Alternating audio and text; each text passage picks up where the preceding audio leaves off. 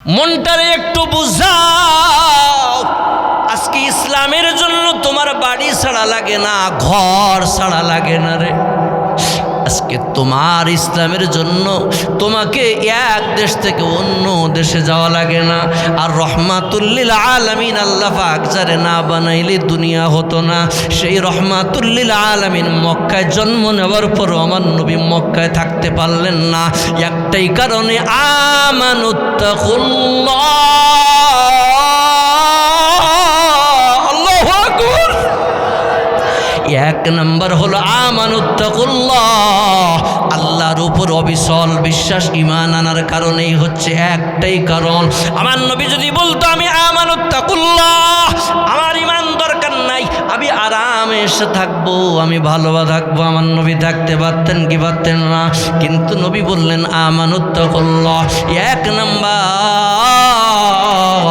ওরে নড়াইলের মুসলমান ভাইরা আমার, এ নড়াইলের যুবক, মনটারে একটু বুঝায় দেখো।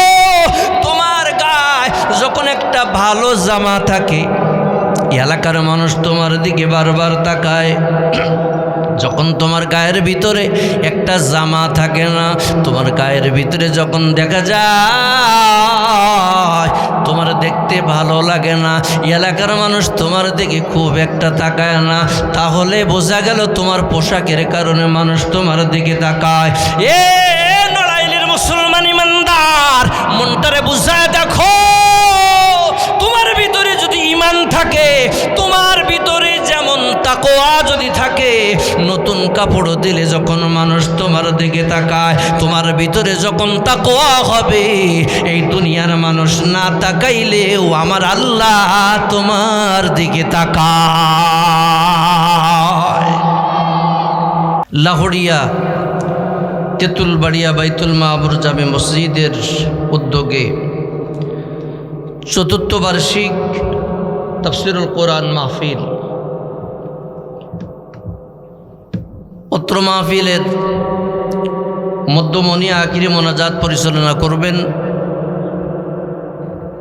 আমারই কলিজার ভাই, আমারই ছোট ভাই জনাব হাফেজ মাওলানা মুফতি ইমরান হুসাইন জাফরি দাবরকাতুল আলিয়া। এরপরে আলোচনা পেশ করেছেন মুফতি হুসাইন আহমদ আশরাফি সাহেব দাবরকাতুল আলিয়া, দিগার হজরত উলামায়ে কেরাম। আজকের মাহফিলের প্রধান আকর্ষণ, অত্র মাহফিলের সুনামধন্য সভাপতি, অত্র এলাকার কৃতি সন্তান, বিশিষ্ট শিক্ষাবিদ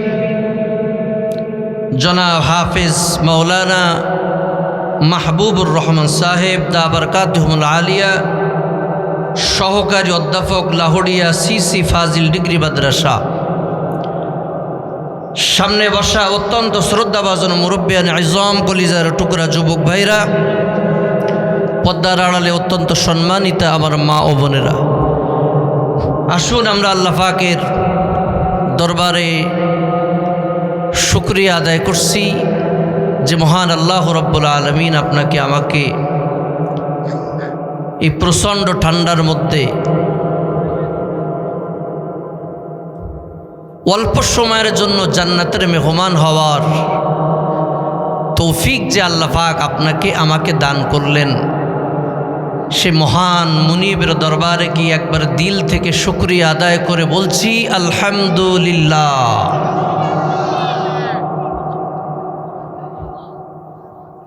আপনারা সবাই সুস্থ আছেন তো ইনশাআল্লাহ? এটা কোরআনের মাহফিল। এই মুহূর্তে লাহোরিয়া এর চাইতে দামি আর কোন অনুষ্ঠান হতে পারে? কারণ রাসূল করিম সাল্লাল্লাহু আলাইহি ওয়াসাল্লাম বলেন, ইজা মারাতুম বিরিয়াজিল জান্নাহ ফারতাউ। নবীজি বললেন, সাহাবাই কেরামকে বললেন, তোমরা যদি জান্নাতের ধার দিয়ে যাও, জান্নাতের মধ্যে কিছু সময় বসে যেও। সাহাবাই কেরাম বললেন, ইয়া রাসূলুল্লাহ, ইয়া হাবিবাল্লাহ, জান্নাতের বাগান পাবো কোথায়?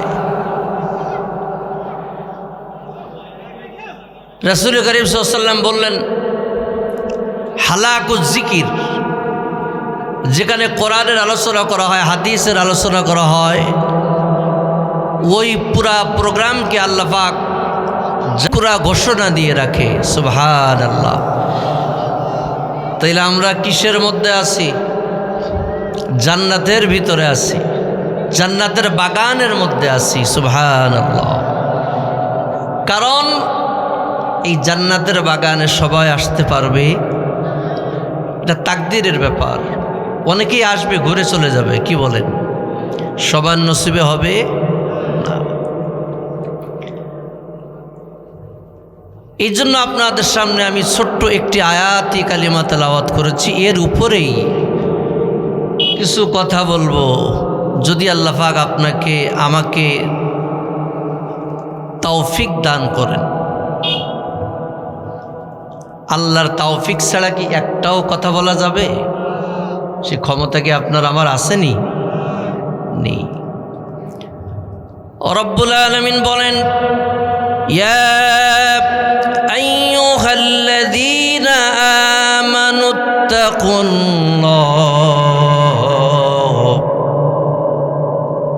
যারা তাকওয়া অবলম্বন করবে। কি তাকওয়া? তাকওয়া মানে কি? তাকওয়া মানে বিশ্বাস। বিশ্বাস কারে বলে? জাহান্নাম দেখি নাই, জাহান্নামের প্রতি বিশ্বাস করা। কি? জান্নাত দেখি নাই, জান্নাতের উপরে বিশ্বাস করা। ফুলসিরাত দেখি নাই, ফুলসিরাতের বিশ্বাস করা। আল্লাহকে দেখি নাই, আল্লাহর উপরে ঈমান আনা, বিশ্বাস করা। আমানুত্তাকুল্লাহ, যদি তোমরা বিশ্বাস আনতে পারো, যদি সত্যিকার অর্থে যদি ঈমানদার দাবি করো, তাহলে দুনিয়ার ভিতরে যা দেখা যায় তার উপরে ঈমান আনো। যেগুলা দেখা যায় না তার উপরে ঈমান, তার নাম হলো তাকওয়া। তার নাম কি? তাকওয়া। মদিনা দেখছেন, এটাও বিশ্বাস করা। মক্কা দেখছেন, এর উপরেও বিশ্বাস করা। মক্কা হলো আমাদের কলিজার ঘর, আছে না? মদিনায় শুয়ে আছে আমাদের কলিজার নবী। সুবহানাল্লাহ। মক্কা মদিনায় তো যান নাই, কত সুন্দর জায়গা। যারা গেছেন তারা তো আপনারা প্রাণ ভরে দেখছেন মদিনা কত সুন্দর। আসলে সোনার মদিনা, সোনার মদিনাই বলে। সুবহানাল্লাহ। গত রাত্রে আমি খুলনায় বলছিলাম যে ভালো মানুষ যদি হতে চাও, সত্যিকার ঈমান নিয়ে যদি কবরে যাও, তাহলে বর্তমান সমাজে তোমার ঈমান বাঁচানো সবচাইতে বড় গুরুত্বপূর্ণ কাজ হচ্ছে এই জামানা। কারণ এই জামানাও শেষ, নবীও শেষ, বাংলার মুসলমানের ঈমানও শেষ। ঈমান বাঁচাবেন কেমনে? ঈমান তো টাকা দিয়ে বাঁচানো যায়, জমা জমি দিয়ে বাঁচানো যায়? ওরে নবীর উম্মতের দল, একটু খেয়াল করেন আর মনটারে বুঝান। যদি একটা ভালো মানুষ হওয়া যায়, দুনিয়াও সম্মান, আখিরাতেও সম্মান, কবরেও সম্মান, ঠিক কিনা? দুনিয়ার মধ্যে যদি ভালো মানুষ না হও, তাইলে তোমার দুনিয়াও শান্তি নাই, আখিরাতেও শান্তি নাই, কবরেও শান্তি নাই। একজন ভালো মানুষ যদি হও, তোমার জীবন যদি সুন্দর করে তুমি সাজাইতে পারো রে যুবক, এখানে যারা মুরব্বী বাবারা বসে আছেন, এদের একদিন অনেক শক্তি ছিল। এরে যুবক ভাই, এই মুরব্বীদের নামের পিছনে অনেক ক্ষমতা ছিল। আজকে তারা অসহায়, তারা একা চলতে পারে না, নাতি নবীর হাত ধরে চলে, বাথরুমে গেলে একজনের সাহায্য লাগে রে যুবক। একদিন যদি হায়াত থাকে তোমার অবস্থায় মুরব্বীদের মতো হবে, তাইলে তুমি কিসের বড়াই দেখাও, কিসের অহংকার করো? এই সময় আজীবন শরীরের মধ্যে শক্তি থাকে না। তুমি যদি বলো শক্তি হুজুর আমার শক্তি অনেক বেশি, না রে যুবক ভাই না, তোমার শরীরের মধ্যে কেমন শক্তি? রাসূল করিম সাল্লাল্লাহু আলাইহি ওয়াসাল্লাম মদিনার নবী, মক্কার নবী, আল্লাহর নবীর দেহের ভিতরে আল্লাহ তাআলা 40 জন যুবকের শক্তি দিয়েছেন। জোরে কোন সুবহানাল্লাহ। তাইলে তোমার আমার শরীরের মধ্যে বেশি শক্তি নাই, সামান্য একজন আমরা মানুষ, কথা বলেন ঠিক কিনা? এই জন্য যদি ভালো মানুষ হও সব জায়গায় তোমার দাম থাকবে। আর যদি তোমার ঈমান না থাকে, তাকওয়া না থাকে, সমাজেও লাঞ্ছিত হবে, কবরেও লাঞ্ছিত হবে, আল্লাহর সামনেও লাঞ্ছিত হবে। গতকাল আমি খুলনায় বলেছিলাম, আকাশেতে লক্ষ তারা, এক চাঁদের আলো, হাজার কোটি মানুষের ভিতর ওসমান হাদি আমার ভালো। ঠিক কিনা বলে?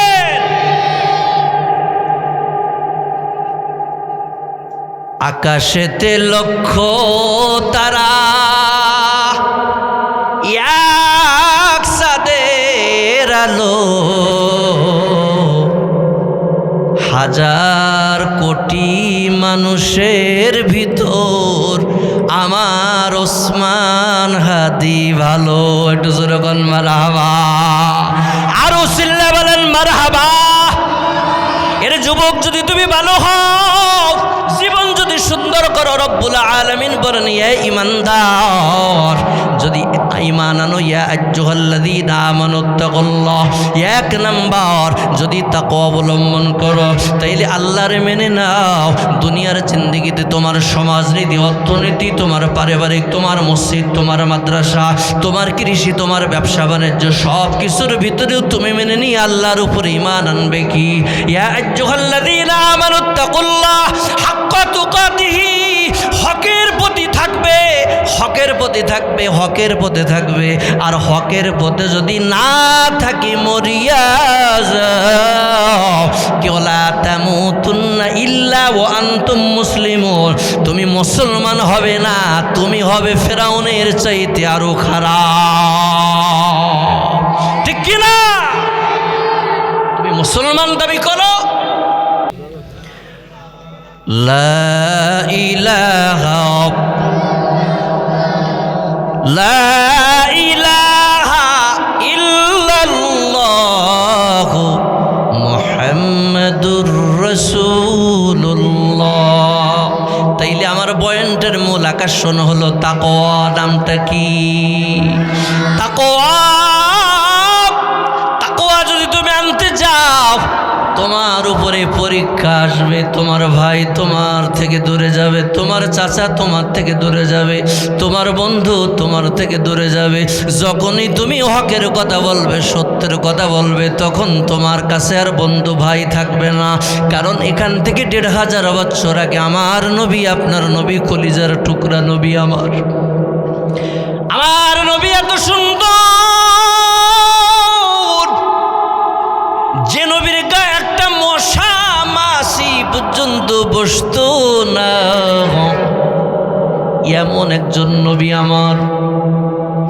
নবীজি মক্কা থেকে যখন মদিনায় যায়, ওই দিনটা ছিল সোমবারের দিন। আমার নবী যেদিন মদিনার ভিতরে ঢুকে, ওই দিনটাও ছিল সোমবারের দিন। আমার নবী যেদিন দুনিয়ায় আসে, সে দিনটাও ছিল সোমবারের দিন। আমার নবী দুনিয়াতে যেদিন বিদায় হয়, সেই দিনটাও ছিল সোমবারের দিন। একটু জোরে বলা যাবে কি সুবহানাল্লাহ? এতদিন মক্কার মানুষেরা সবাই রহমাতুল লিল আলামিন বলে ডাকে, কেউ আমার নবীর গালি দেয় না, কেউ আমার নবীর মারে না। আজকে আমার নবী যখন হকের দাওয়াত দিলেন, নবী যখন কালিমার দাওয়াত দিলেন, চাচা চাচা চাচি সব তার বিপক্ষে চলে গেল।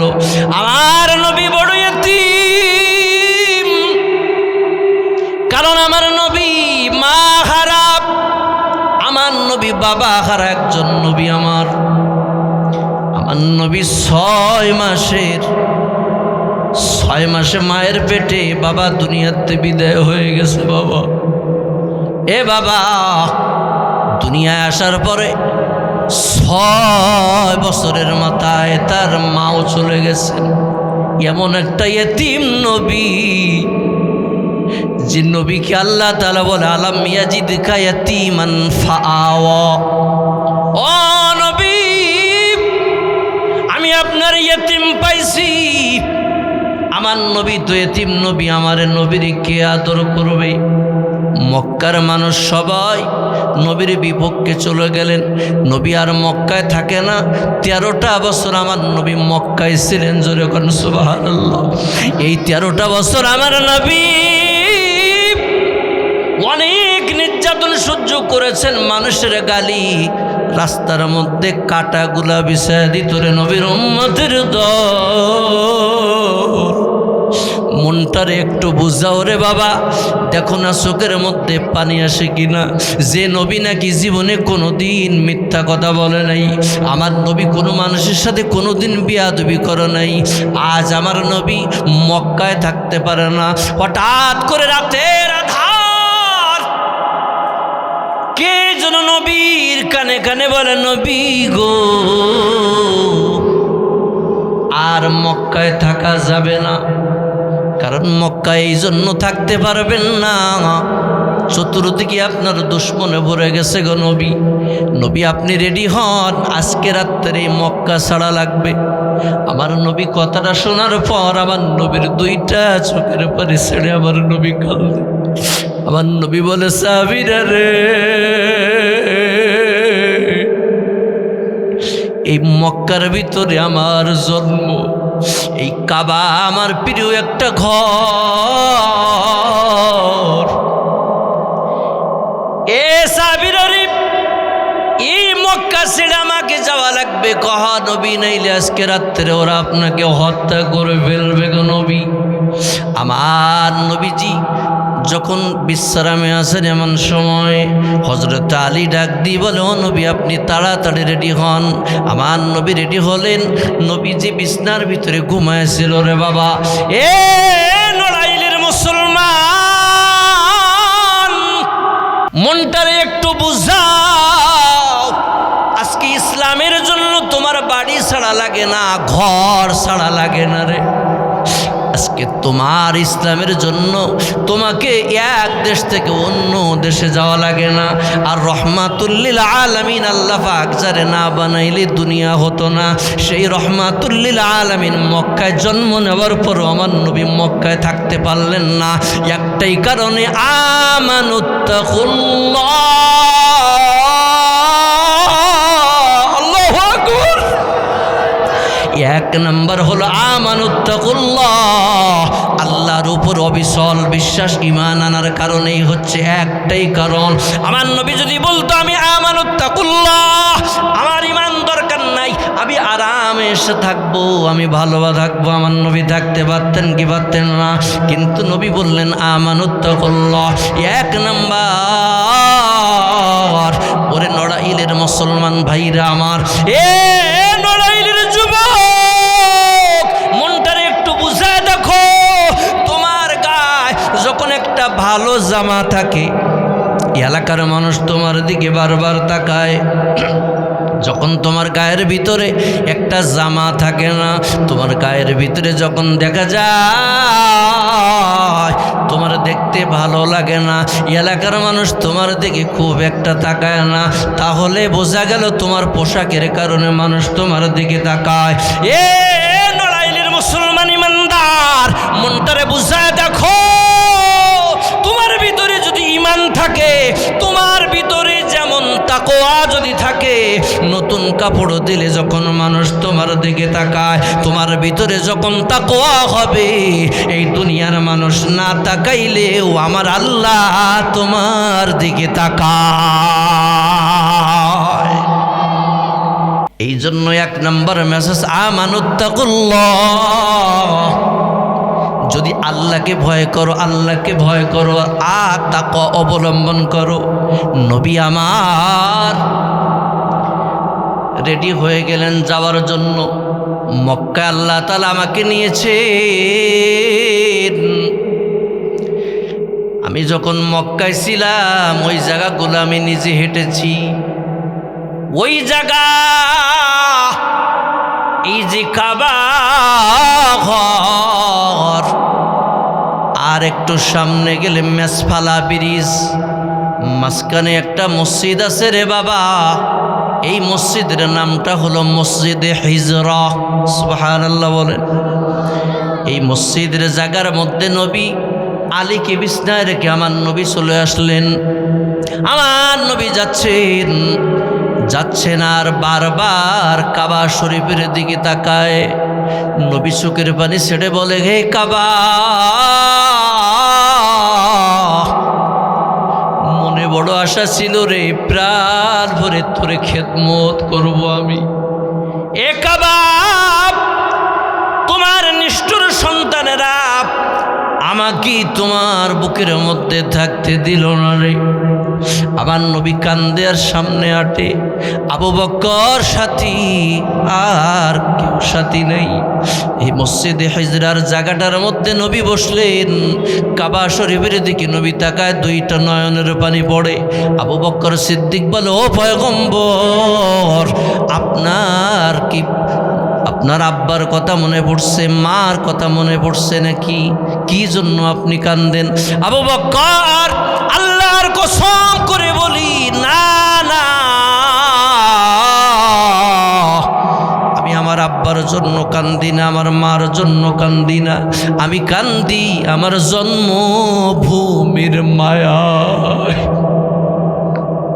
আজকে যদি নবী দাওয়াত না দিতেন, তাকওয়া না আনতেন, তাহলে নবীর কি মক্কা ছাড়া লাগতো নাকি? কথা কয় না, ছাড়া লাগতো। তাইলে 1 নম্বর, আমানুত্তাকুল্লাহ। যদি তুমি যখন তাকওয়া আনবা, তোমার সামনে কোনো অবশক্তি, কোনো খারাপ, কোনো সুদ, কোনো ঘুষ, কোনো মারামারি, কোনো গোনা থাকবে না, যদি আপনি তাকওয়া আনেন। এই জন্য রব্বুল আলামিন বলেন, ইয়া আইয়ুহাল্লাযীনা আমানুত্তাকুল্লাহ।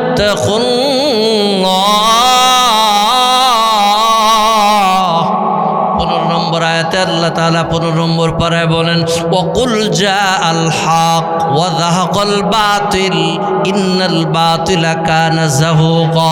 ও নবী, যখন হক কায়েম হয়ে যাবে, হক জিন্দা হয়ে যাবে, বাতিল অটোমেটিক দূর হয়ে যাবে। একটু জোরে বলা যাবে কি সুবহানাল্লাহ? আর লড়াইয়ের মুসলমান, আমার দিকে খেয়াল করেন। আমার নবী ওখান থেকে মেসফালার দিকে চলে গেলেন। আমার নবী আর একটু সামনে যায়। আমার নবী যাওয়ার পরে জাবালে সুর, একটা পাহাড় আছে রে ভাই। এই পাহাড়ের উপরে আমার নবী বেয়ে উঠলেন। এই দুনিয়ার মানুষ সব ঘুমাচ্ছে, আমার নবী গেলেন এই জাবালে সুরে নূরের মধ্যে। আমার নবী যখন আশ্রয় গ্রহণ করলেন, কাফেরেরা সব নবীকে তালাশ করার জন্য বের হয়ে গেছে। আজ মুহাম্মদ রে শেষ করে দেওয়া হবে। রব্বুল আলামিন ডাক দিয়ে বলে, ও মক্কার কাফেরেরা, না না,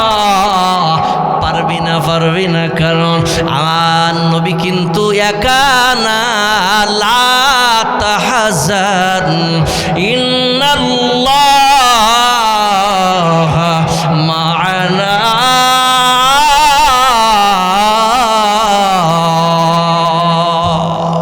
আমার নবী একা না, আমি আল্লাহ আমার নবীর সাথে আছি।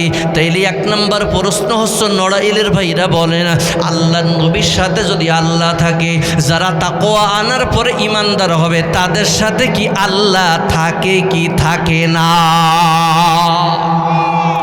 এ নড়াইলের যুবক, তুমি আমারে গালি দাও, কোনো দুঃখ নাই। কথা বলো, কোনো দুঃখ নেই। কিন্তু রে যুবক, তোর পা ধরে বলি, 1 নম্বরে তুমি নামাজটা পড়ো, 2 নম্বরে তুমি বিড়ি সিগারেট খেও না, মুখের মধ্যে দাড়ি রাখো, সুন্নাত লেবাজে তোমার জিন্দেগি করো। যদি ইমানের পথে তুমি ফিরে আসো, আল্লাহ তোমার কুদরতের চাদরে তোমারে পেঁচায়া নেবে। জোরে কোন সুবহানাল্লাহ। এরে যুবক, পদ্মার আলের মা গো, আমি একবার আসেন আজাদি তোমার কাছে প্রশ্ন করি, মা তুমি যে ঘরের ভিতরে লাল একটা শাড়ি পরে সাজুগুজু করে আসছো রে মা, এ মা সামনে এমন একটা সময় আসতেছে রে মা, এমন একটা সময় আসতেছে, ওই ঘর থেকে তুমি সাদা কাপড় পরে তোমাকে বের হওয়া লাগবে মা। এই চেহারা, এই সুন্দর আজীবন থাকে না, শুরু আছে শেষও আছে, কিন্তু আমার আল্লাহ শুরু আছে, কোনো শেষ না। ঠিক কিনা? আল্লাহ শুরু আছে, শেষ নাই। বান্দা শুরু আছে, শেষ আছে। নড়াইলের মুসলমান ভাইরা আমার নবী জাবালে সুরের মধ্যে আবু বকর বলেন, আমি তাকায়া দেখি কাফেরেরা চতুর্পাশে ঘুরতেছে, তাদের পা গুলো দেখা যায়। আবু বকর ভয় পাচ্ছেন, এই বুঝি কাফেরেরা আমাদেরকে ধরে ফেলবে। আবু বকরের মুখটা শুকায় গেল, কারণ আবু বকর এমন একজন সাহাবী, আমার আবু বকরের জীবনের চাইতে আমার নবীর বেশি ভালোবাসে। আবু বকর বসে আছেন, নবীজি বসে আছেন, কাফেরেরা যায়। রব্বুল আলামিন ডাক দিয়ে বলে, ও মাকড়সা তোরা কই, ও কবুতর তোরা কই, যা আমার রহমাতুল লিল আলামিন জাবালে সুরের মধ্যে আছে, মুহূর্তের ভিতরে মাকড়সার জাল বানায়া কবুতরের ডিম পাড়ায়া দে, যেন না বোঝা যায় এর ভিতরে কোনো মানুষ আছে। আল্লাহ পারে কি পারে না? জোরে কোন পারে কি পারে না? কাফেররা এসে দেখে আসলেই তো ওখানে মাকড়সার জাল, মাকড়সার জাল, কবুতরের ডিম, এর ভিতরে কোনো মানুষ থাকতে পারে না। আবু বকর নবীকে নিয়ে রওনা হয়ে গেলেন। আমার নবী যাচ্ছেন, মক্কা থেকে মদিনার দূরত্ব হলো প্রায় 450 কিলোমিটার দূরে। তখন গাড়ি ছিল না, তখন এত নামি দামি বাস ছিল না, তখন ছিল উট, মরুভূমির জাহাজ। আমার নবী আবু বকরকে নিয়ে রওনা দিলেন। যাচ্ছেন, আমার নবীর ঠিক মতো খানা নাই, আমার নবী বিশ্রাম নিতে পারে না, অনেক বড় লম্বা। এই জন্য আমি বোঝানোর চেষ্টা করলাম, যদি আপনি আমানুত্তাকুল্লাহ, আল্লাহর উপরে যদি ঈমান আনেন, বিশ্বাস স্থাপন করেন, পরেই জন্য ঈমান বাঁচানোর জন্য নবীর মতো তোমারও বাড়ি ছাড়া লাগা পাকতে পারে। এ ঠিক কিনা বলে? তোমারও বাড়ি ছাড়া লাগতে পারে যদি তুই ঈমানদার দাবি করো। আর যদি ফেরাউনের মতো মুনাফিক হও, তাহলে তোমার বাড়িও ছাড়া লাগবে না, ঘরও ছাড়া লাগবে না। বাংলাদেশে এই ধরনের মুসলমান আছে না নাই? সুবিধাবাদ জিন্দাবাদ, যখন যেটা আছে তখন সেইটা করেন না রে মুসলমান ইমানদার। তোমার আমার পিছনে সবচাইতে বড় গ্যারান্টি হলো মদিনাওয়ালা। ঠিক কিনা বলেন? এই মদিনাওয়ালা আমার তোমার নবী, আমার নবী হকের দাওয়াত দিয়েছেন। যে মানুষটা নামাজ পড়তো না, ওই লোকটা নামাজি ওয়ালা হয়ে গেছে। অনেকেই বলে হুজুররা ওয়াজ করে কি লাভ, এত টাকা পয়সা খরচ করে কি লাভ? না রে নড়াইলের ভাই, ওয়াজ মাহফিল একেবারে ফাউল না, ফালতো না। এই ওয়াজ মাহফিলের খবর নিয়ে দেখো, বছরে যদি একটা যুবক যদি নামাজিওয়ালা হয়, যদি বছরে একবার একটা নারী যদি বরকাওয়ালা হয়, যদি এই এলাকার ভিতরে 10টা নামাজিওয়ালা লোক বাড়ে, তাহলে এই এলাকার মাহফিল তাদের জন্য সার্থক হয়ে যাবে। ঠিক কিনা বলেন? ওয়াজ মাহফিল করলে শুধু লস না, এখানে লাভ আছে। আর আরেকটা লাভের কথা আপনাদেরকে বলবো, নড়াইলের ভাইরা আপনাদের কষ্ট হয়, এই এলাকার ভিতরে কত কবর আছে, নাকি কবর আছে না? এর ভিতরে যারা আছেন অনেকের মা ঘুমে আছে, বাবা ঘুমে আছে, দাদা দাদি ঘুমে আছে, আছে কি আসেনি? এই মাহফিল থেকে যখন সুবহানাল্লাহর আওয়াজ বের হয়, এই আওয়াজটা যখন মাইকের আওয়াজের মধ্যে ছড়ায় ছড়ায় পড়বে যাবে, মাহফিল একটু পরে শেষ হয়ে যাবে, কিন্তু রে যুবক ভাই, এই এলাকার মানুষের জন্য 40 দিন কবরের আযাব মাফ হয়ে যাবে। দুনিয়ায় এমন কোন নেতা আসলে যে সে আসলে কবরের আযাব মাফ হয়? বরংস একজন আলেম যদি কবরের পাশ দিয়ে হাইটা যায়, ওই কবরের আযাব আল্লাহ কিছুক্ষণের জন্য হলেও বন্ধ করে দেয়। কারণ আলেম সাধারণ কোনো মানুষ নয়, ইন্নাল উলামা ওয়ারাসাতুল আম্বিয়া, আর আলেমরা হলো নবীর ওয়ারিস। যে এলাকার ভিতরে আলেম হাঁটে, যে এলাকার ভিতরে আলেম চলে, যে এলাকার ভিতরে আলেমকে সম্মান করা হয়, যে এলাকার ভিতরে আলেমকে মহাব্বত করা হয়, ওই এলাকার ভিতরে মদিনাওয়ালার দোয়া চলে আসে। এই জন্য 1 নম্বর ইয়া আইয়ুহাল্লাযীনা আমানুত্তাকুল্লাহ হাক্কা তুকাতিহি ওয়া লা তামুতুন্না ইল্লা ওয়া আনতুম মুসলিমুন। 3 নম্বর পয়েন্ট হলো আল্লাহ ডাক দি কয়, বান্দা মুসলমান না হইয়া তুমি কবরে আইসো না। এখন প্রশ্ন হচ্ছে, হুজুর আমি তো মুসলমান, আমি তো মুসলমান, আমার তো সুন্নাতে খাতনা করা আছে, আমার তো মসজিদ আছে, মাদ্রাসা আছে, আমি তো 5 ওয়াক্ত নামাজ পড়ি, তাইলে হুজুর আমি কেমনে মুসলমান হলাম না? না না, তোমার মসজিদ আছে, তোমার মাদ্রাসা আছে, তোমার খানকা আছে, এর ভাই এর নাম মুসলমানই নয়। হাক্কা তুকাতিহি, হকের পথে থেকে যদি তুমি সুন্দর একটা ঈমান করতে পারো, আর সুন্দর একটা ঈমান নিয়ে যদি কবরের মধ্যে যাইতে পারো, তাইলে আল্লাহ রাব্বুল আলামিন বলেন ওয়ালা তামুতুন্না ইল্লা ওয়া আনতুম মুসলিমুন। তাইলে তুমি তোমার নিজেকে মুসলমান দাবি করো, আর মুসলমান দাবি করে যদি কবরের মধ্যে ঘুমাইতে পারো, আমি রব্বুল আলামিন তোমার জন্য কবরটা এত বড় করে দিব, যত দূর তোমার নজর যায় কবর থেকে 1 নজরের মধ্যে তুমি জান্নাত পর্যন্ত তোমার কবরটা বড় হয়ে যাবে। তাইলে 3 নম্বর মুসলমান হওয়া দরকার আছে না নাই? এই জোরে বলেন আছে না নাই? তাইলে মুসলমান হতে গেলে আল্লাহর কোরআন মানা দরকার আছে না নাই? মুসলমান হতে গেলে নবীর হাদিস মানা দরকার আছে না নাই? মুসলমান হতে গেলে নবীর সুন্নাত দাড়ি রাখা লাগবে কি লাগবে না? মুসলমান হতে গেলে মহিলাদের পর্দা করা লাগবে কি লাগবে না? মুসলমান যদি হও তাইলে সুদ খাওয়া যাবে না। মুসলমান যদি হও সুদ খাওয়া ঘুষ খাওয়া যাবে না। মুসলমান যদি হও অন্য বান্দারের হক নষ্ট করা যাবে না। মুসলমান যদি হও তোমার হাত ধরে কোনো মুসলমান কষ্ট পাবে না। তুমি যদি মুসলমান হও, এলাকার মানুষ তোমার ইন্তেকালের পরে বলবে আল্লাহ এই লোকটা কত না ভালো ছিল। এই জন্য 10 জন যাকে ভালো বলবে আল্লাহ তাকে ভালো বলবে। এই জন্য রব্বুল আলামিন বলেন ওয়ালা তামুতুন্না ইল্লা ওয়া আনতুম মুসলিমুন।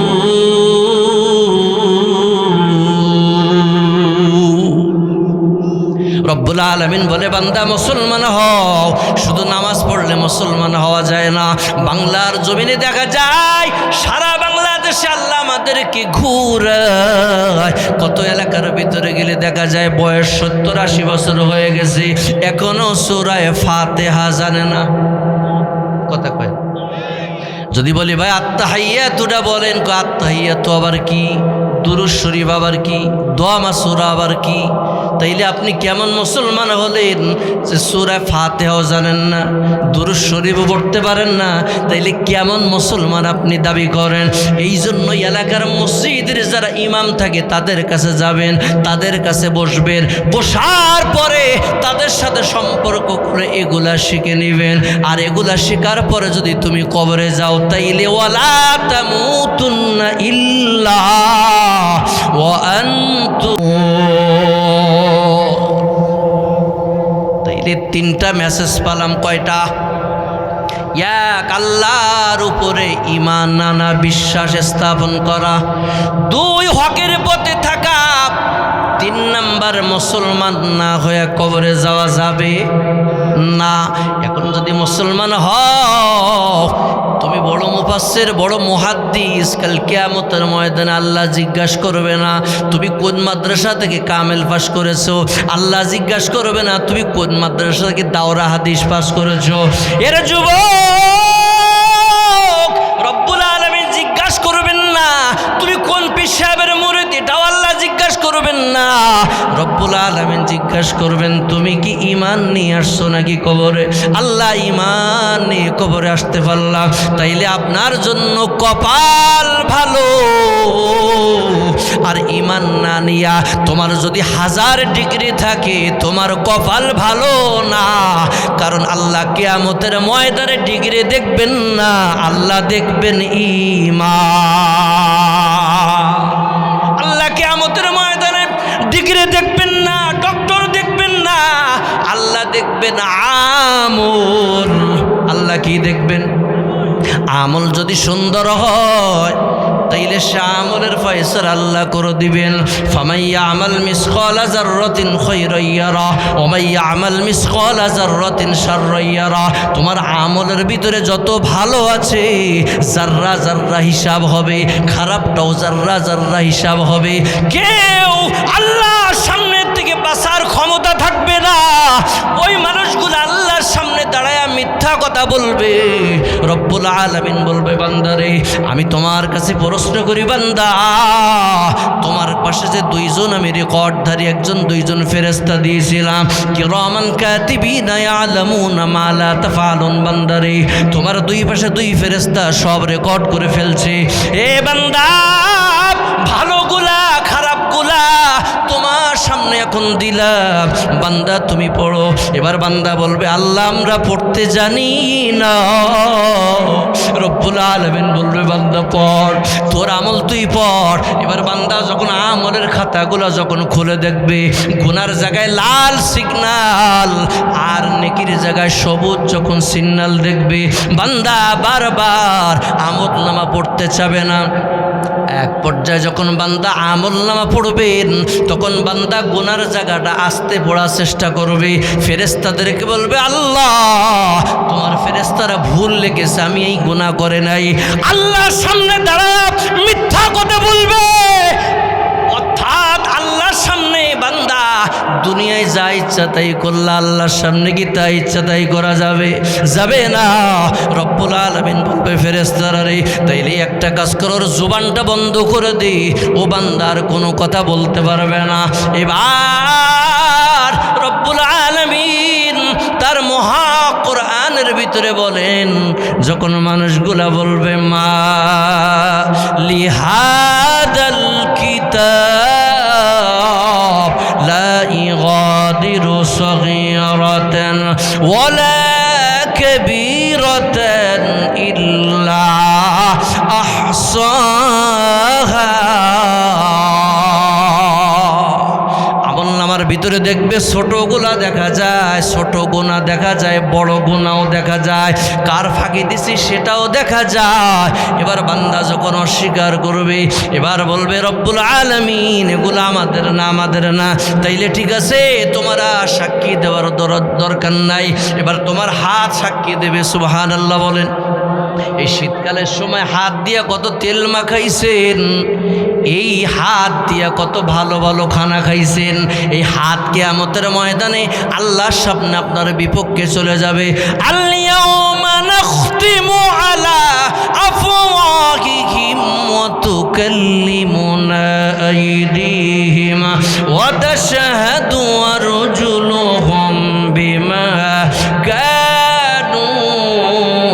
ইয়াকসিবু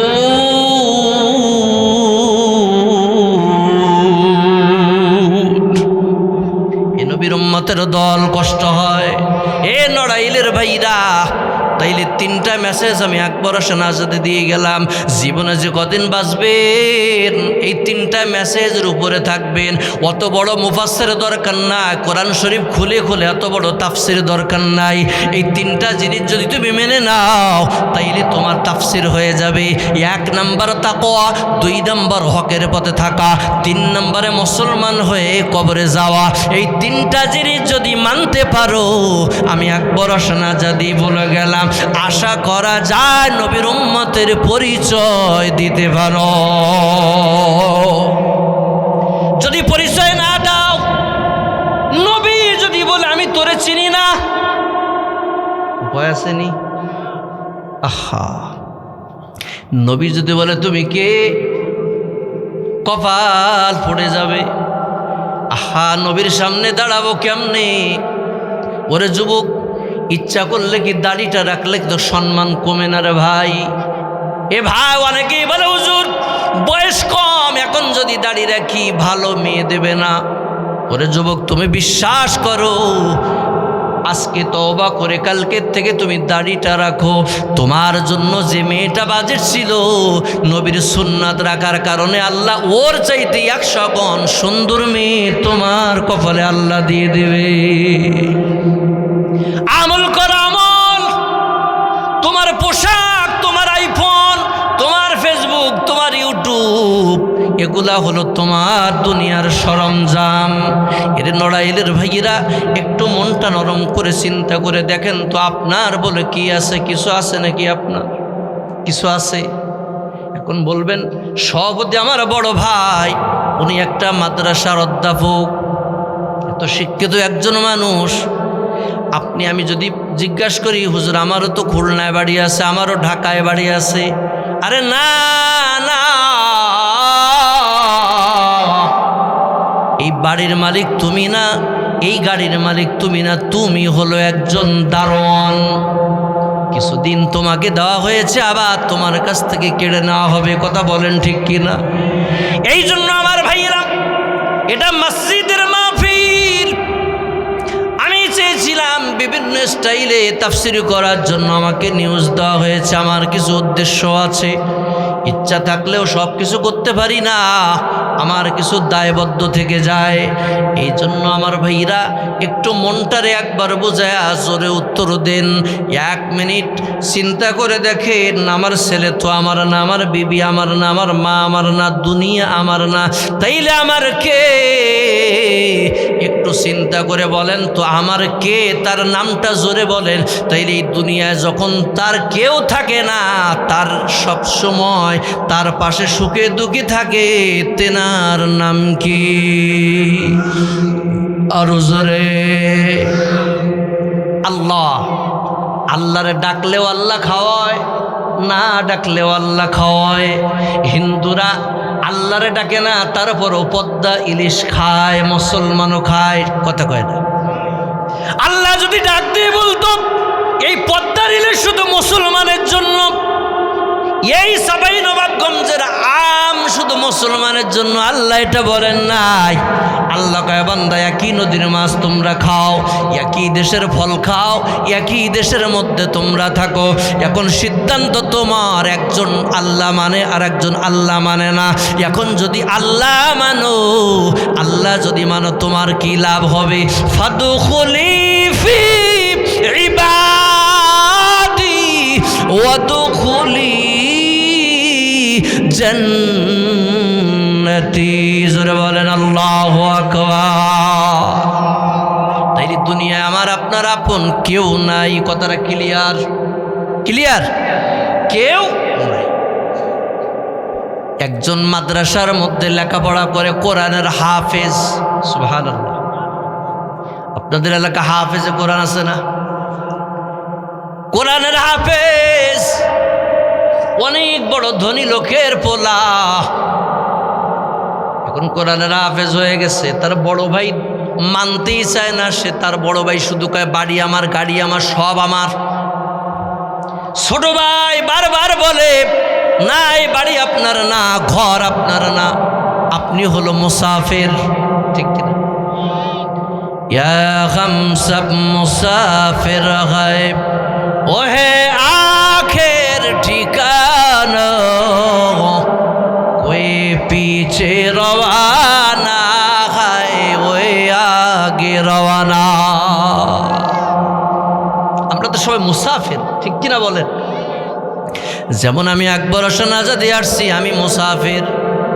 মাহফিল কমিটির যুবকেরা প্রাণ ভরে আমারে খেদমত করেছে, আমাকে সম্মান করেছে, আমার জুতা পর্যন্ত ওরা পরায় দিছে। সুবহানাল্লাহ। এই তো আদর্শ। তার মানে যে আমি বড় আলেম তাই আমার জুতা পড়াইছে, এর মানে এইটা না। যখন কোনো আলেম আপনাদের মহল্লা ঢুকবে আপনাদের ভালোবাসা পেয়ে, আমি তো খুশি হয়ে গেলাম। ওই যুবকের ভিতরে এমন কোনো আমল আছে যার কারণে ওর থেকে আলেমের উপরে শ্রদ্ধা নেমে গেছে। এবার হাফেজ কোরআন ডাক দিয়ে বলে, ভাই দুনিয়া, আপনি একজন সামান্য মুসাফির।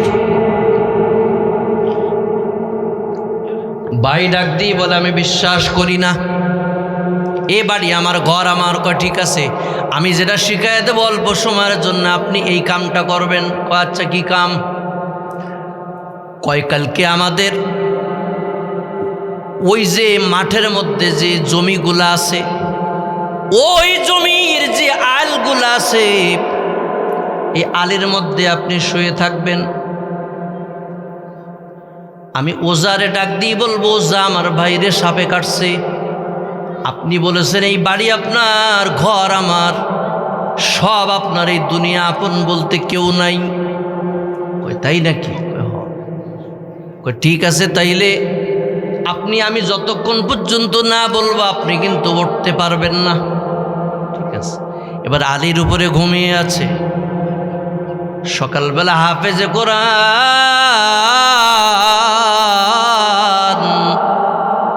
মাঠের মধ্যে যায়, দেখে ভাইয়া একটা সাদা কাপড় মোড় দিয়ে ঘুমায় রয়েছে। এবার চিল্লায় চিল্লায় বলে, তোমরা কে, কোথায় আছো? আমার বড় ভাইরে সাপে কাটছে। কিসে কাটছে? সাপ ভালো না খারাপ? আহা, সাপে কাটছে। কয় সাপে কাটছে? কয় হ। কয় ঠিক আছে, ওজারে শিখাই দিয়েছে খবরদার, কোনো শব্দ হবে না। যখন এলাকার মানুষ যখন আসবে, তার স্ত্রী তার সন্তান যখন আসবে, তারে ডাক দিয়ে বলবা যে এই লোকের যদি বাঁচাইতে হয় তার পার পাশে দাঁড়াও, ওই বিষ তোমার মধ্যে ঢুকবে, তুমি মরে যাবে, এই লোকটা বেঁচে যাবে। আপনি এটাই শিখাই দিয়েছে। কিন্তু এলাকায় খবর হয়ে গেছে অমুক ধনী মানুষ দুনিয়াতে নাই, খবর হয়ে গেছে। এলাকার মানুষ দলে দলে দেখতে আসতেছে, অমুক সাহেব মারা গেল, অমুক সাহেব মারা গেল। সবাই দেখতে আসছে। ঢাকা শহর থেকে ধরে বড় ছেলে খবর পেয়ে গেল বাপের সাপে কাটছে। গাড়ি নিয়ে আইসা দেখে বাবা আলীর মধ্যে ঘুম। এখন দেখে আর নড়েও না, চড়েও না। ওজারে ডাক দিই, বলো ও ওজা কি খবর? কয় ঠিক আছে, এটা আপনার বাবা? কয় আমি তার বড় সন্তান। কয় ঠিক আছে, বড় সন্তান যদি হও তাইলে তোমার বাবার পায়ের কাছে দাঁড়াও, আমি একটু পরে ঝাড়ায় দেব, তার বিষগুলা তার দেহের ভিতরে ঢুকে যাবে, তোমার দেহের মধ্যে ঢুকবে, বিনিময় তোমার আব্বা বেঁচে যাবে। কি কও? বড় ছেলে কয় একটু চিন্তা ভাবনা করে নেই। বড় ছেলে কিছুক্ষণ পরে ডাক দিই বলে, ও যা, যে লোক মারা গেছে তার আর বাঁচাই লাভ কি? ঠিক আছে, এর মাঠে দিয়ে দাও। আচ্ছা, এই লোকটা ওই যে শুই আছে, ও কি ছেলের কথা শোনে? কথা বলেন, শোনে?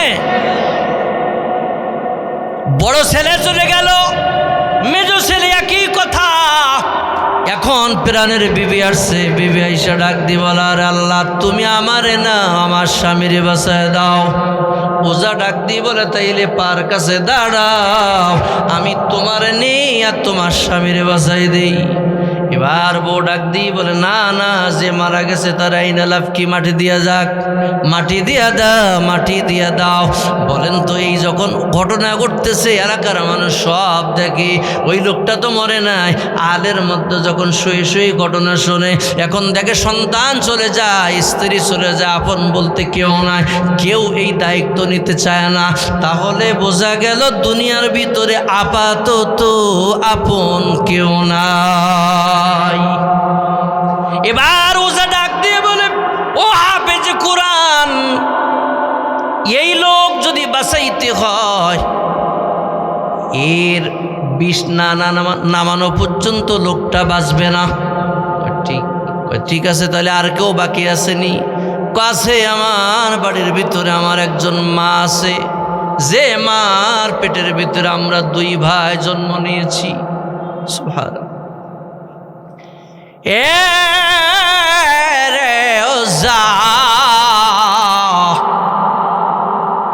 তাইলে আমি একবার আমার মার কাছে যে, আমার মা তো বৃদ্ধা মানুষ, নড়াইলের ভাইরা রে, মনটা নরম করেন, কার মা জানি কবরের মধ্যে ঘুমায়, কার মার সাথে কত বছর দেখা হয় না। এবার বলে, আমি একটু বাড়িতে যাব, আবার একটু আসবো, দেখি আমার মার সাথে আলোচনা করি। দুঃখিনী মা, এবার দুঃখিনী মারে ডাক দিয়ে বলে, বড় ভাইয়ারে সাপে কাটছে, মার সহ্য করতে পারে না। মা ডাক দিয়ে বলে, ও কবিরাজ, যদি আমার সন্তান না বাঁচে আমার বেঁচে থেকে লাভ কি? বলেন তো, এই দুনিয়ার মধ্যে এই কথাটা শুধুমাত্র বলতে পারে মা ছাড়া আর কেউ না। হাফেজ সাহেবরা ডাক দিয়ে বলে, তাড়াতাড়ি চল, আমাকে নিয়ে চল, আমি তো হাঁটতে পারি না, আমাকে ধরে নিয়ে যাও। আস্তে করে নিয়ে যখন লাশের পাশে, লাশ তো না, লোকটা জিন্দা, যখন তার পায়ের কাছে দাঁড়ায় দিছে, এবার ওজা ডাক দিয়ে বলে, ও মা,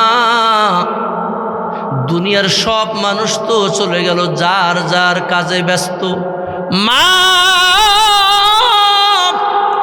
তুমি কেন তোমার এই সন্তানের বিষ তোমার দেহের মধ্যে উঠাইতে চাওয়ার কারণ কি? এবার মা ডাক দিয়ে বলে, এরে ওজা, তুই জানিস না এই সন্তান হলো আমার বড় সন্তান। এরে ওজা, এই সন্তান যখন আমার পেটের মধ্যে ছিল 10টা মাস, 10টা দিন আমার কত লাথি মারছে রে ওজা, আমি ভালো মতো 2টো খানা খাইতে পারি নাই। যখন 2টা ভাত নিয়ে বসছি, এমন জোরে লাথি মারছে, আমি সোজা হয়ে দাঁড়ায় গেছি। ওজা রে, এ আমার প্রথম সন্তান, এই সন্তান যেদিন আমার পেট থেকে দুনিয়ার আলো মুখ দেখে, ওই দিন আমার যেদিন আমার যন্ত্রণা বেড়ে যায়, আমি সহ্য করতে পারি না। আমি আমার শাশুড়ির বলছিলাম, মা বিনিময় একটা কাজ করেন, আমাকে একটা দাও দিয়ে আমার গলাটা আলাদা করে দেন, আমি আর যন্ত্রণা সহ্য করতে পারি না। এরে ওজা, এত কষ্টের সন্তান আজকে আমার মায়ের সামনে মরে যাবে, আমি তো সহ্য করতে পারি না। এরে ওজা, আমি এখানে দাঁড়াচ্ছি, একটা কাজ করো, ওর বিষ আমার দেহের ভিতরে দিয়ে দাও, বিনিময় আমার সন্তান বেঁচে যাক। বলেন তো, ওই লোকটা আলের ভিতরে শোনে কি শোনে না? এবার আস্তে করে ছোট ভাই ডাক দিয়ে বলে, ভাইয়া আর সবা লাগবে না, ওঠেন ভাইয়া, এই দুনিয়ার ভিতরে আপনি বলছিলেন এই বাড়ি আপনার, এই জমি আপনার, এই ঘর আমার, এ ভাইয়া এই দুনিয়ার ভিতরে আপনার আপন বলতে কে আছে? এবার ওই ধনী লোকটা ডাক দিয়ে বলে, ভাইয়া রে, এই দুনিয়ার ভিতরে আল্লাহর পরে জমিনের ভিতরে যদি কেউ আপন থাকে, মা ছাড়া আর কোনো আপন নাই। জোরে বলেন ঠিক কিনা? এই এলাকার ভিতরে কার কার মা নাই একটু হাত তোলেন। প্যান্ডেলের মধ্যে কার কার মা নাই একটু কষ্ট করে হাত তোলেন। মাশাআল্লাহ, হাত একটু উঁচা করে রাখেন, শরম লাগতেছে। রহমতের ফেরেশতা ভিডিও করে, আল্লাহু আকবার। হাত নামান। আপনি কি 1 কোটি টাকা দিয়ে মারে আনতে পারবেন? 1000 কোটি টাকা বিনিয়োগ করলে কি মা কবর থেকে আবার রিফ্লাই করা সম্ভব না? মা তো গেছে। আর যদি আল্লাহ পাক হায়াত দেয় ফিদ দুনিয়া ওয়াল আখিরা, আখিরাতের ময়দানে যদি আবার মার সাথে দেখা হয়, ঠিক কিনা বলেন? তাও দেখা হবে কিনা সেটা আল্লাহ পাকই জানেন। কারণ কিয়ামতের ময়দানে রব্বুল আলামিন বলেন, ইয়াউমা ইয়াফিরুল মারউ মিন আখিহি, একটা নেকির জন্য ভাইয়ের কাছে দৌড়ায় যাবে। ইয়াউমা ইয়াফিরুল মারউ মিন আখিহি ওয়া উম্মিহি ওয়া আবি ওয়া সাহিবাতিহি ওয়া বানি, মায়ের কাছে যাবে, মা একটা নেকি দাও। মা বলবে আমার বিয়ে হয়েছে কিলো না আমার মনে নাই। মারহাবা। তার মানে এর কারণটা হলো হাসরের ময়দানে এত বড় কঠিন হবে, নিজের মা সন্তান পর্যন্ত ভুলে যাবে, ঠিক কিনা? এই জন্য আমার ভাইয়েরা, এর ভিতরে যারা মা হারাম 1000 কোটি টাকা দিয়েও মা আনা যাবে। তাইলে এখন বলবেন হুজুর আমার মারে আমি কেমনে পাবো? সিস্টেম আছে। আল্লাহু আকবার বলেন। কি সিস্টেম? কান থেকে আপনি রিলে করবেন, রিলে করার সঙ্গে সঙ্গে আপনার এই লাহুড়িয়া তেঁতুলবাড়ির এলাকার ভিতরে আপনার মার কবরে এখানে বসে শুধু মুখ দিয়া বলবেন একবার, আল্লাহকে ডাকতে দেরি হবে, রিলে করে আপনার মা বাবার কবরে যাইতে দেরি হবে না। একটু সবাই জোরে সরে সে আল্লাহরে প্রাণ ভরে একবার ডাক দাও আল্লাহ। আরো চিল্লা বলেন আল্লাহ। সে আল্লাহ আছে না নাই? কবরের মধ্যে আল্লাহ আছে না নাই? দুনিয়ার মধ্যে আল্লাহ আছে না নাই? এই জন্য আমার ভাইয়েরা আমি আপনাদের কাছে প্রশ্ন করি, 2 নাম্বার মসজিদ, এই যে মসজিদটা দেখা যায় এটা কি কোনো দুনিয়ার মানুষের ঘর না আল্লাহর ঘর?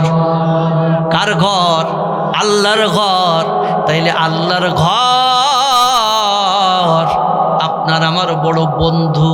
সুবহানাল্লাহ বলেন।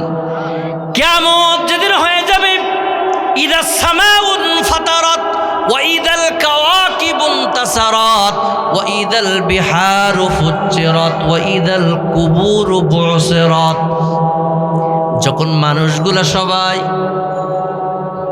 কবর থেকে উঠে যাবে, আসমান খানখান হয়ে যাবে, জমিন খানখান হয়ে যাবে, পাহাড় খানখান হয়ে যাবে, ঠিক ওই মুহূর্ত পৃথিবীর ভিতরে আমেরিকার নিউ ইয়র্ক সিটি নয়, লন্ডন নয়, রাশিয়া নয়, চীন নয়, পৃথিবীর ভিতরে যত পৃথিবীতে নামি দামি জায়গা আছে সব লন্ডভন্ড হয়ে যাবে, কিন্তু একটা ঘর আল্লাহ শেষ করবেন না।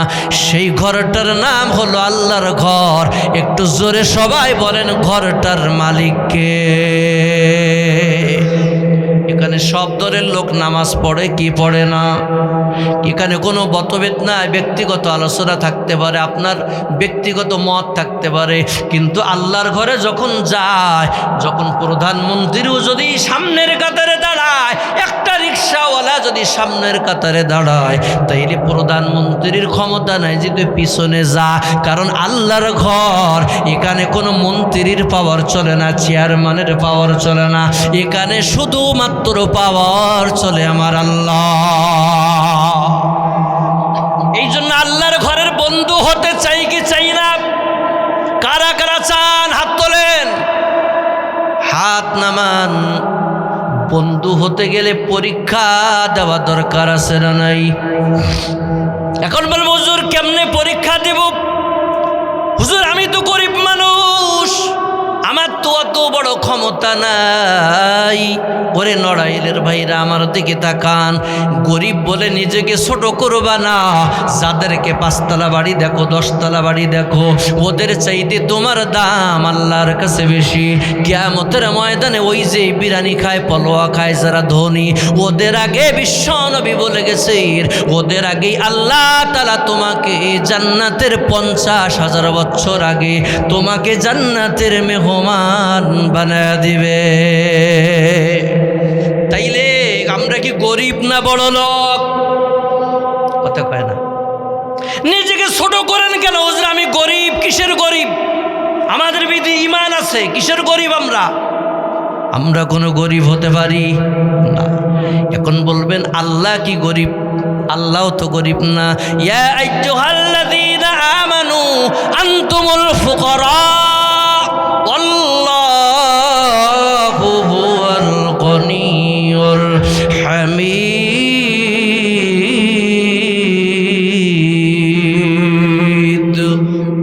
আল্লাহ সবচাইতে বড় ধনী, ঠিক কিনা বলেন? আল্লাহর পৃথিবীর ভিতরে যা আছে আল্লাহর সামনে কিছুই না, কথা বলেন ঠিক কিনা? এই জন্য আমার ভাইরা, আপনি বলবো যে আমি কেমনে আল্লাহর বন্ধু হব?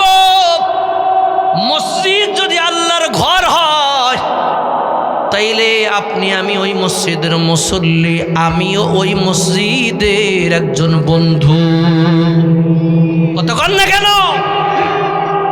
এখন আল্লাহ তাআলা কয়, বান্দা বন্ধু যদি হতে চাও কিছু আদান প্রদান করো। আদান প্রদান যদি করতে পারো, যদি সুন্দরভাবে তোমার জীবন যাপন করতে পারো, মসজিদ কেমন বন্ধু হবে কিয়ামতের ময়দানে যখন সব ইয়া লাইতানি কুনতু তুরাবা সব একাকার হয়ে যাবে, মসজিদগুলা পানির ভিতরে ছেলার মতো ভাসতে থাকবে। মসজিদগুলা আল্লাহ জিজ্ঞাসা করবে, ও আমার ঘর, তুমি কেন ধ্বংস হও না? মসজিদ এবারে ডাক দিয়ে বলবে, রব্বুল আলামিন, না না, আমি ধ্বংস হব না। কারণ এই জন্য আমি ধ্বংস হব না, আমার বন্ধুরা কই? শীতের দিনে যারা ফজরের নামাজ আদায় করেছে, যারা জোহরের নামাজ আদায় করেছে, আসরের নামাজ আদায় করেছে, যারা আমাকে প্রাণ ভরে খেদমত করেছে, আমার মসজিদের ভিতরে যা প্রয়োজন তারা দিয়েছে, ওই সমস্ত বন্ধু যতক্ষণ পর্যন্ত আমার মধ্যে না আসবে, আমি আল্লাহ মসজিদ কোনো দিন ধ্বংস হব না। এই জন্য আল্লাহর ঘর ধ্বংস হবে না, মসজিদ অপেক্ষা থাকবে আমার বন্ধুদেরকে আমার মধ্যে দেন। আল্লাহ বলবে, ও তো জাহান্নামে হয়ে গেছে। আল্লাহ আপনি বললে হবে না, জাহান্নামের মধ্যে গেলে তো হবে না। আল্লাহ ও তো আমার বন্ধু, ও সাধারণ রিক্সা চালাইতো, ভ্যান চালাইতো, অটো চালাইতো, এর বিদ্যুৎ দিয়া জীবনের কষ্ট টাকা থেকে 1000, 2000, 5000, 10,000 টাকা যখন আমার ঘরের মধ্যে দিছে, ওর বাড়ির মধ্যে ভালোভাবে চুলা জ্বলতো না, এত গরিব ছিল, তারপরও আমার মসজিদকে সে ভালোবেসে গেছে। আল্লাহ আজকে কিয়ামতের দিন তারে না দেওয়ার পর্যন্ত আমি জান্নাতের মধ্যে যাব না। এবার মসজিদ ডাক দিয়ে বলবে, আল্লাহ দেখ, এবার মসজিদ কবে দেখো না তোমার বন্ধুরা কোথায় আছে, জোরে কোন সুবহানাল্লাহ। 2 নাম্বার, মার কবরে যেমন কিছু দেওয়া যায় না, ইচ্ছা করলে মসজিদের বন্ধু সবাই হতে পারে।